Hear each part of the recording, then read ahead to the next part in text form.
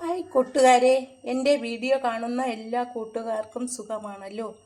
ഞാൻ ഇന്നിവിടെ ഒരു പച്ച മാങ്ങ ചമ്മന്തിപ്പൊടിയാണ് തയ്യാറാക്കുന്നത്. ഇത് നല്ല ടേസ്റ്റാണ് കഴിക്കാൻ. മാങ്ങ ചമ്മന്തിപ്പൊടി ഉണ്ടാക്കാനായിട്ട് ഒരു 1/4 സ്പൂൺ ഉലുവ ഇരുമ്പ് ചട്ടിയിലിട്ട് കൊടുക്കാം. ഒരു 1/4 സ്പൂൺ കടുക് ഇട്ട് കൊടുക്കാം. 10-12 വറ്റൽമുളക് ഇടാം. എന്നിട്ട് ഇത് നമുക്ക് നല്ലതുപോലെ വറുത്തെടുക്കാം. എണ്ണയൊന്നും ഒഴിക്കാതെയാണ് വറുത്തെടുക്കാനുള്ളത്. കടുക് ഉലുവയും ഒന്ന് പൊട്ടുമ്പോൾ നമുക്ക് തീ ഓഫ് ചെയ്ത് കൊടുക്കാം. കടുകും ഉലുവയും ഒക്കെ പൊട്ടി ഇനി നമുക്കിത് തീ ഓഫ് ചെയ്ത് കൊടുക്കാം. തണുക്കുമ്പോൾ ഇത് നമുക്കൊന്ന് പൊടിച്ചെടുക്കാം.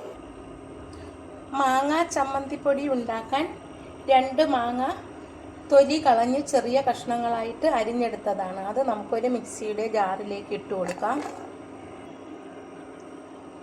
ഒരു മുറി തേങ്ങ ചുരണ്ടിയത് അതിൻ്റെ കൂടെ ഇടാം. ഇനി നമുക്കിതൊന്ന് ചതച്ചെടുക്കാം. നല്ലതുപോലെ അരയണ്ട, ഇതുപോലെ ഒന്ന് ചതച്ചെടുത്താൽ മതിയാകും. മുളക് വറുത്ത ചട്ടിയിൽ തന്നെ 2 സ്പൂൺ വെളിച്ചെണ്ണയാണ് ഞാനിവിടെ ഒഴിക്കുന്നത്. വെളിച്ചെണ്ണ അതിലേക്ക് ഒഴിച്ചു കൊടുക്കാം. 1/2 സ്പൂൺ കടുക് ഇട്ട് കൊടുക്കാം.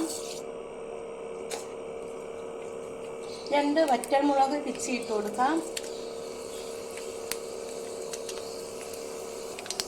കടുകെല്ലാം പൊട്ടി അതിലേക്ക് കുറച്ച് ഇഞ്ചി അരിഞ്ഞത് ഇടാം. 7-8 അല്ലി വെളുത്തുള്ളി ഇട്ട് കൊടുക്കാം. 2 കൊത്ത് കറിവേപ്പില ഇടാം. 1/2 സ്പൂൺ കായപ്പൊടി ഇട്ട് കൊടുക്കാം.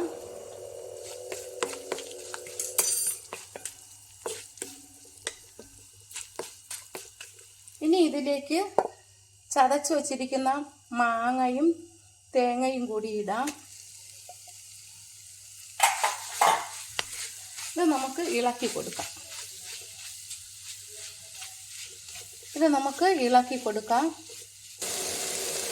ഇത് ഒത്തിരി സമയം ഇളക്കി കൊടുക്കണം. നമ്മൾ തീയലിന് തേങ്ങയൊക്കെ വറുക്കുന്നത് പോലെ ഇത് കുറച്ച് സമയം ഇളക്കി വറുത്തെടുക്കണം. ഇതിലേക്ക് നമുക്ക് ആവശ്യത്തിനുള്ള ഉപ്പ് പൊടി ചേർത്ത് കൊടുക്കാം.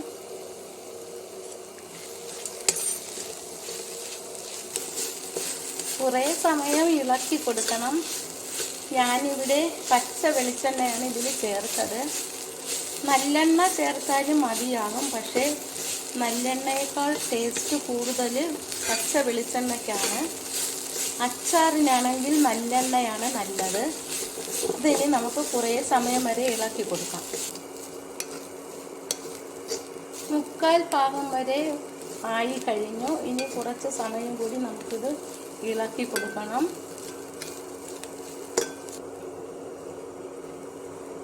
പാകമായി വരുന്നുണ്ട്.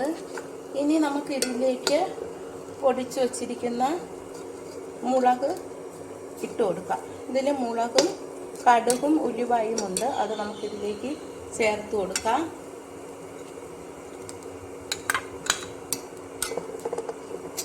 എന്നിട്ട് നമുക്ക് കുറച്ച് സമയം കൂടി ഇളക്കി കൊടുക്കാം.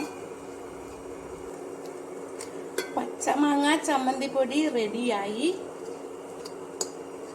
ഇത് ചോറിൻ്റെ കൂടെ കഴിക്കാൻ നല്ല ടേസ്റ്റാണ്. വളരെ നല്ലതാണിത്. ഒരാഴ്ച വരെ ഇത് കേടാകാതെ ഇരിക്കും. ഫ്രിഡ്ജിൽ സൂക്ഷിച്ചാലും മതിയാകും.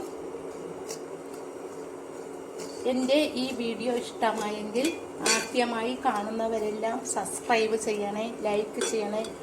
Thank you.